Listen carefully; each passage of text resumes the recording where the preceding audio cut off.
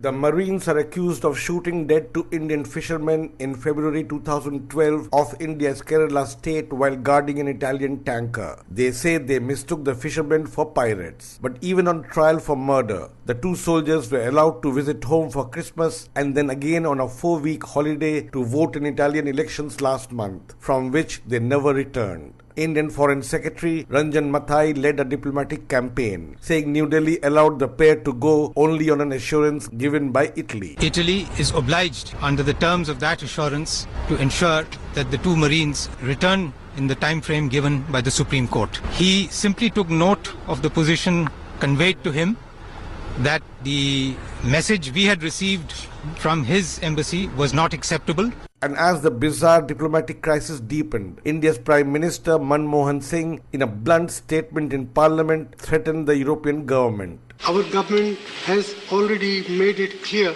that these actions of the government of Italy are not acceptable. Our government has therefore insisted that the Italian authorities respect the undertakings they have given to the Honorable Supreme Court and return the two accused persons to stand trial in India. If they do not keep their word, there will be consequences. Shocked by the Italian action, prominent Indian lawyer Harish Salve, who was defending the two Marines in the Supreme Court, withdrew, saying he cannot side with liars. We went on the faith that this would be honored, and I had no reason to believe then that there would be any change in thinking. And it is very obvious that after the undertaking was given, as recently as a few days back, they wanted me to move an application saying since the appointment of the court was being delayed, some more time should be given. And I made it clear that unless the government of India agrees, the court will not extend the time, and therefore it is better to bring the Marines back. So it came as a complete shock to me. India's government faces scorn at home, and opposition leaders such as Arun Jaitley seem to suggest the ruling Congress is soft on Italy because the party is headed by Italian-born Sonia Gandhi. Persons being prosecuted have to go to their home